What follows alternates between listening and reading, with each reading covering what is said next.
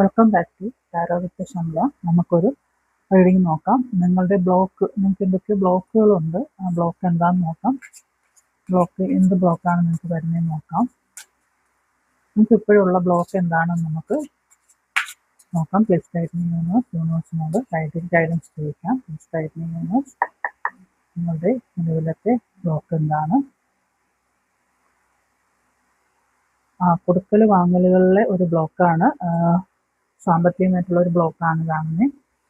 അപ്പോൾ സാമ്പത്തികം കൊടുക്കുകയും വാങ്ങുകയും ചെയ്യുന്നത് വളരെയധികം സൂക്ഷിച്ചു വേണം. അതിലൊരു ബ്ലോക്ക് നിങ്ങൾക്ക് വന്നിട്ടുണ്ട്. അടുത്തൊരു കാർഡും കൂടി എടുത്ത് നോക്കാം നമുക്ക്. അത് നിങ്ങളുടെ ഇമോഷണലിയുള്ള സ്ട്രെസ്സാണ് അതിന് കാരണം വന്നിരിക്കുന്നത്. ഈ സാമ്പത്തിക ഇടപാടുകൾ കറക്റ്റായിട്ട് കൈകാര്യം ചെയ്യാത്തതിൽ വന്ന ഒരു ചെയ്യാൻ പറ്റാഞ്ഞത് ഈ സ്ട്രെസ് കൊണ്ടാണ്. നിങ്ങൾക്കുണ്ടായ അടുത്ത സമയത്തുണ്ടായ ഇമോഷണൽ ബാലൻസ് കുറവാണ്. നിങ്ങൾക്ക് ജസ്റ്റിസ് കിട്ടിയിട്ടില്ല. നിങ്ങൾക്ക് ജസ്റ്റിസ് കിട്ടാത്തതുകൊണ്ടാണ് നിങ്ങൾ ആ സ്ട്രെസ്സിൽ വന്നതും നിങ്ങൾക്ക് ആ ബ്ലോക്ക് വന്നതും ഫൈനാൻഷ്യലി ഉള്ള ബ്ലോക്ക് വന്നതും അതുകൊണ്ടാണ്. അപ്പോൾ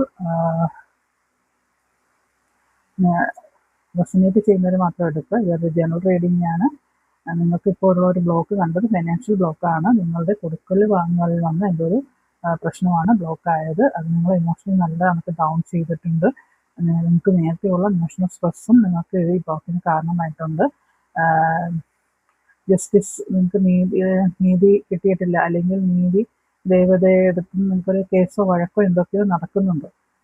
നിങ്ങൾക്ക് എന്തോ പ്രശ്നങ്ങൾ കേസ് സംബന്ധമായിട്ട് എന്തോ സാമ്പത്തിക ഇടപാടുമായിട്ട് നിങ്ങൾക്ക് കേസും ഇടപാടുകളൊക്കെ ഉള്ളതായിട്ടാണ് ഈ എനർജി സൂചിപ്പിക്കുന്നത്. അത് ജനറൽ റീഡിംഗ് ആണ്. റെസനേറ്റ് ചെയ്യുന്നവർ മാത്രം എടുക്കുക. പേഴ്സണൽ റീഡിംഗ് ആവശ്യമുള്ളവർ കോൺടാക്റ്റ് ചെയ്യുക. വാട്സപ്പ് മെസ്സേജ് ചെയ്താൽ മതി. റൈക്കി ഹീലിംഗും ഓറ സ്കാനിങ്ങും ചെയ്യുന്നുണ്ട്. എൻ്റെ ചാനൽ സബ്സ്ക്രൈബ് ചെയ്ത് സപ്പോർട്ട് ചെയ്യുക. Thank you so much.